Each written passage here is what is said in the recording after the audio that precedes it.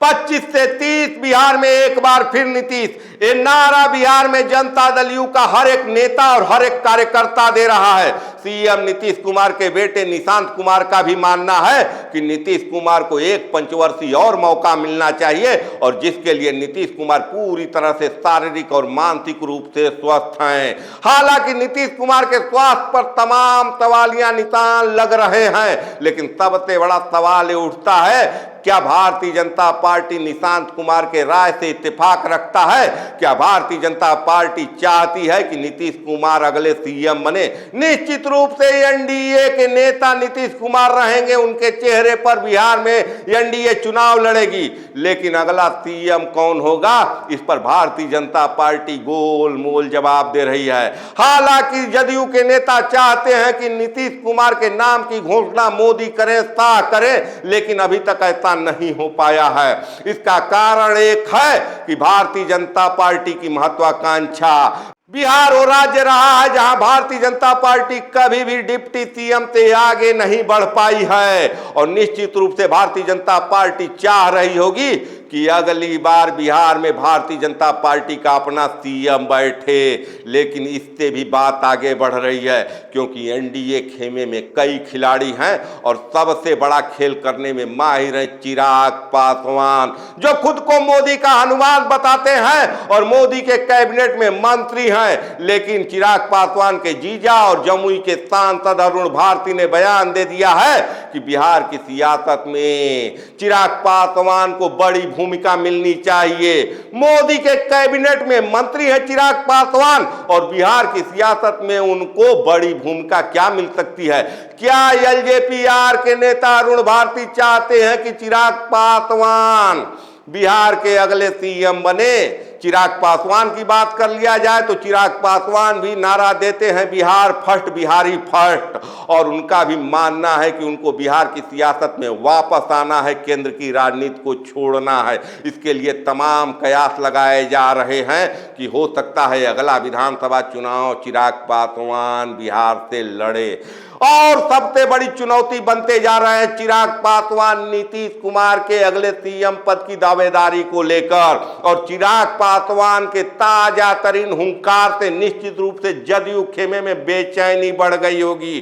चिराग पासवान नीतीश कुमार के गढ़ नालंदा से एक यात्रा निकाल रहे हैं, और यात्रा का नाम है बहुजन समागम यात्रा। कहीं न कहीं दलितों को अपने पाले में जोड़ने की कवायद है, अपने वोट बैंक को बढ़ाने की कवायद है। निश्चित रूप से बिहार के सियासत में अगर नीतीश कुमार की बात कर लिया जाए तो नीतीश कुमार कुर्मी कुशवाहा के साथ ही महादलितों की राजनीति करते आ रहे हैं, और जिसके बल पर पिछले 20 साल से बिहार की सियासत में नीतीश कुमार का एक छत्र राज चला रहा है।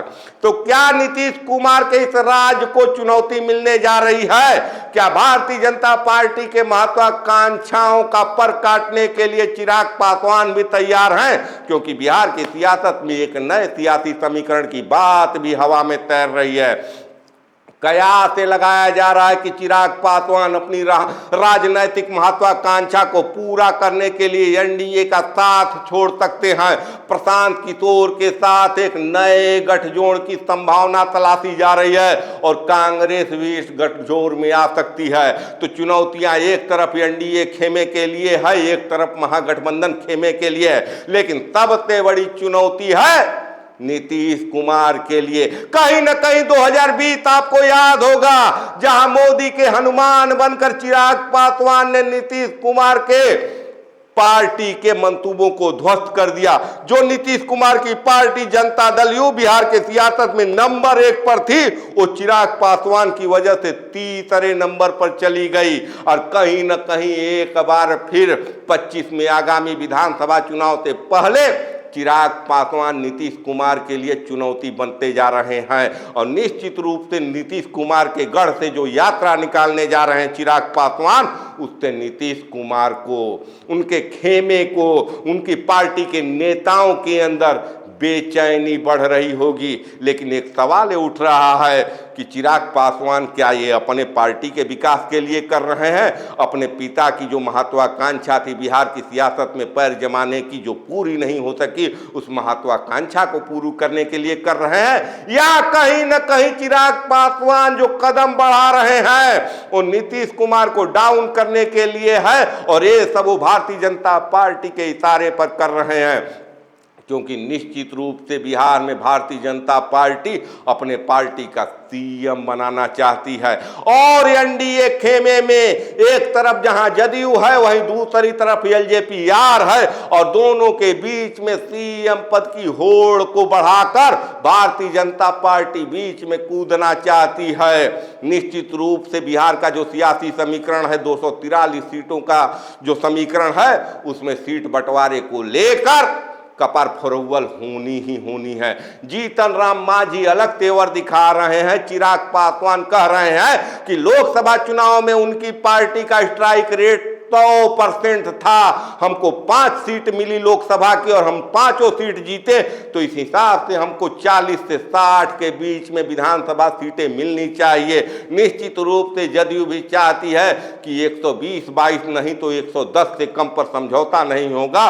भारतीय जनता पार्टी भी खुद को 100 सीट से कम पर लड़ने नहीं देगी।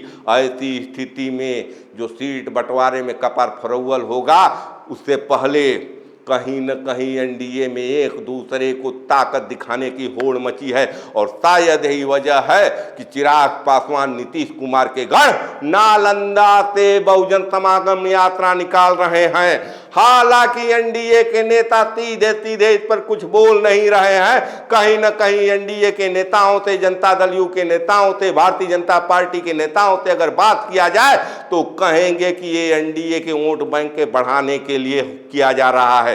लेकिन क्या एनडीए का वोट बैंक ही बढ़ा रहे हैं चिराग पासवान या अपनी राजनीतिक महत्वाकांक्षा को साध रहे हैं? ये सब पर्दे के पीछे है। लेकिन निश्चित रूप से बेचैनी बढ़ी होगी नीतीश कुमार की चिराग पासवान के सीएम पद की दावेदारी को लेकर और निश्चित रूप से बिहार चुनाव के पहले जो सुगबुगाहट चल रही है, एक नए राजनीतिक समीकरण के लिए जमीन तैयार किया जा रहा है। बात हवा में ही सही लेकिन राजनीतिक गलियारों में धूम है कि चिराग पासवान एनडीए को टाटा बाय बाय कर सकते हैं। अपनी राजनीतिक महत्वाकांक्षा को पूरा करने के लिए प्रशांत किशोर के साथ मिल सकते हैं, कांग्रेस भी उनके पीछे खड़ी हो सकती है।